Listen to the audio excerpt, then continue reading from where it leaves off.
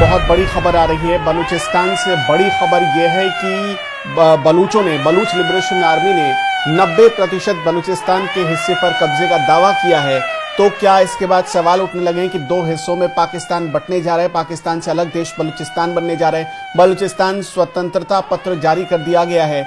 इस वक्त की एक बहुत बड़ी जानकारी सामने आ रही है। पाकिस्तान के भीतर ही बगावत शुरू हो गया है।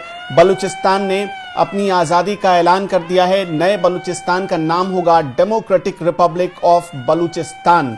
ये नाम रखा गया है। यूएन से उसने मांग की है कि हमें देश का दर्जा मिले, एक अलग देश का दर्जा मिले। वेबसाइट और बलूचिस्तान का नया संविधान भी तैयार कर दिया गया। यहां तक कि राष्ट्रगान भी उसका तैयार हो गया है। 2 दिन पहले हालांकि ये तैयार हो गया था।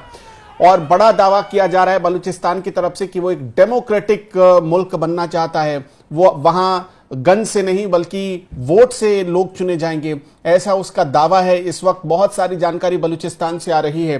पंकज जी, तो क्या पाकिस्तान सचमुच बंटने जा रहा है? क्या खबर है आपके पास? देखिए, कल बलूचिस्तान लिबरेशन आर्मी ने दावा किया था कि बलूचिस्तान के 90% हिस्सों पर उसका कब्जा हो चुका है। पाक फौज अपने अपने पोस्ट छोड़कर भाग चुकी है। ये कल की खबर थी। आज जो खबर है उसके अनुसार बलूचिस्तान ने अपना नया चार्टर, जो नया देश बनेगा उसका नया चार्टर तैयार किया, जिसको हिंदी में स्वतंत्रता पत्र बोलते हैं। और उस चार्टर में बाकायदा पंपलेट में छपवाकर वो बलूचिस्तान के अलग अलग हिस्सों में लोगों के बीच बांटा जा रहा है। इसके अलावा बलूचिस्तान ने अपना राष्ट्रगीत, नेशनल एंथम तैयार कर लिया है। और कल 2 दिन पहले उसका वीडियो भी जारी कर दिया गया था। और आज जो तस्वीरें आप देख रहे हैं यहाँ पे, वो अपना नेशनल एंथम गा भी रहे हैं। जो चौथी बड़ी खबर यह है कि बलूचिस्तान ने संयुक्त राष्ट्र संघ से यह मांग की है कि आप अपनी टीम भेजिए यहाँ पर और यहाँ के हालात देखिए। हम स्वतंत्र राष्ट्र हैं और हमने हर तरह की तैयारियां कर रखी है, बस हमें संयुक्त राष्ट्र मान्यता दे दे इस चीज का। जो पांचवी बड़ी खबर वो ये है कि आप जो तस्वीरों में देख रहे हैं, जितने भी सरकारी इमारतें हैं बलूचिस्तान में, वहां पे पाकिस्तान का झंडा हटाकर बलूचिस्तान का झंडा लगा दिया गया है। अब हम दर्शकों को बताते हैं कि उन्होंने जो अपना जो चार्टर तैयार किया है, जिसको हम लोग स्वतंत्रता पत्र बोल रहे थे, उसमें कौन कौन सी मुख्य बातें लिखी हुई हैं। पहली बात कि देश का नाम होगा डेमोक्रेटिक रिपब्लिक ऑफ बलूचिस्तान। उन्होंने ये कहा है कि हम बैलेट से सरकारें चुनेंगे, बुलेट से नहीं। तीसरी बात उन्होंने ये कही है कि हम ग्लोबल इंफॉर्मेशन टेक्नोलॉजी और इनोवेशन का हब बनना चाहते हैं, हम इस अंधकार युग से निकलना चाहते हैं। चौथी बात जो उन्होंने अपने चार्टर में लिखा है वो ये कि महिलाओं को हर क्षेत्र में, गवर्नमेंट जॉब्स में इक्वल रिप्रेजेंटेशन मिलेगा, मतलब महिलाओं को अधिकार दिया जाएगा वहां पे। Education will be compulsory.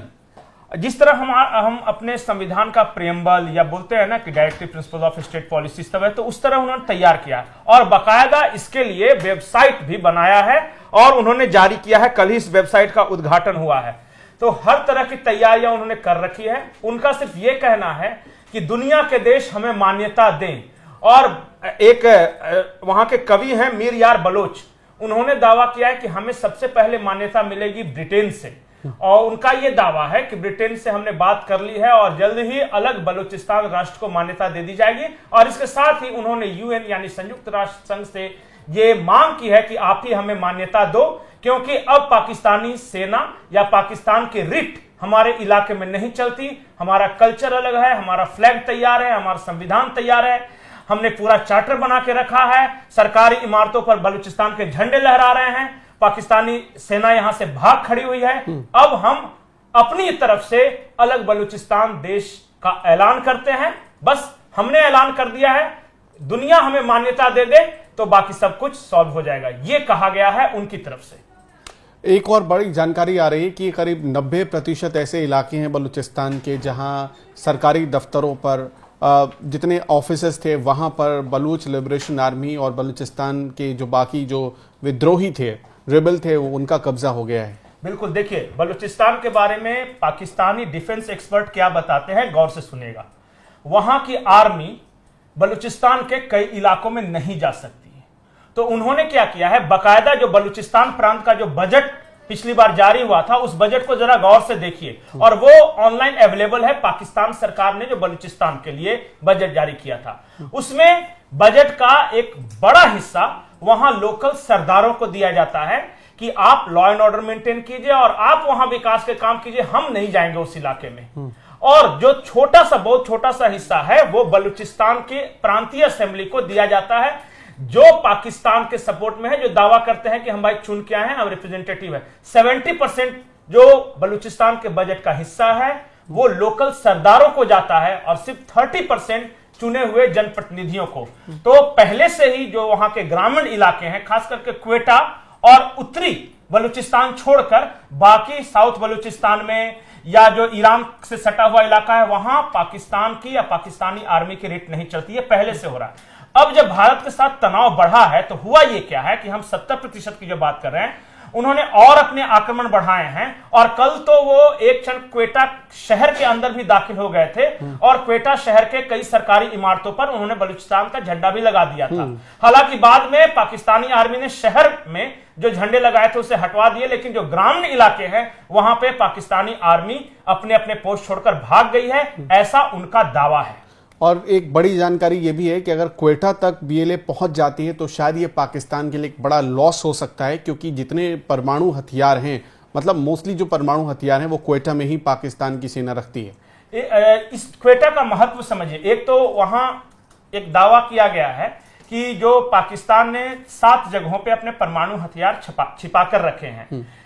एक रिपोर्टर्स फोरम है, इंटरनेशनल रिपोर्टर्स फोरम, और उन्होंने ये दावा किया है कल ही कि हमने सैटेलाइट इमेजेस के जरिए ये पता लगाने की कोशिश की है कि पाकिस्तान के परमाणु हथियार कहां पे छुपाए हुए हैं। उन्होंने कहा है कि हालांकि हम एग्जैक्ट दावा तो नहीं कर सकते, लेकिन एक्टिविटी देख के, स्ट्रक्चर देख के ये लगता है कि यही वो इलाके हो सकते हैं। उन्होंने इस तरह का एक संदेह उन्हें है वो जारी किया है, उसमें क्वेटा भी है। क्वेटा का दूसरा महत्व यह है कि बलूचिस्तान की आबादी वैसे बहुत कम है, एरिया बहुत बड़ा है, लेकिन उसमें भी बलूचिस्तान की अधिकतर आबादी वो क्वेटा शहर में ही रहती है और उसे ही होने वाले बलूचिस्तान राष्ट्र की राजधानी बनाई जानी है।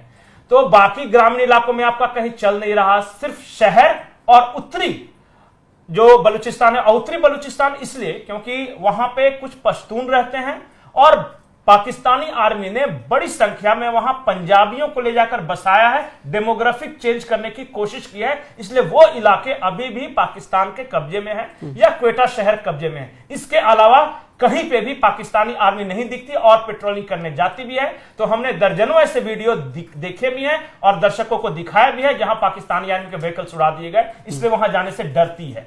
तो क्वेटा शहर जो राजधानी है, सिर्फ वहां पे पाकिस्तान आर्मी है, पाकिस्तान एडमिनिस्ट्रेशन है, बाकी कहीं भी पाकिस्तान एडमिनिस्ट्रेशन नहीं दिखेगा आपको।